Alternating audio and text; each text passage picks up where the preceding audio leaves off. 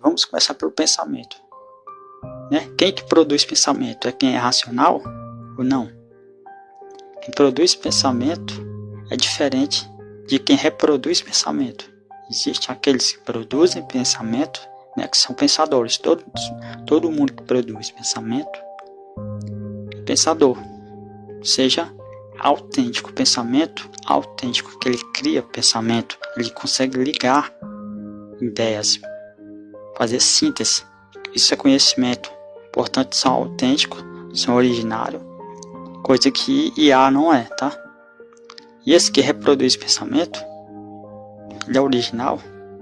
Momentaneamente não, ele está reproduzindo, ele está sendo levado por uma ideia já pronta, pré-estabelecida. Olha que a diferença. Um se posiciona na vida de forma autêntica, o pensamento ele é um fecho de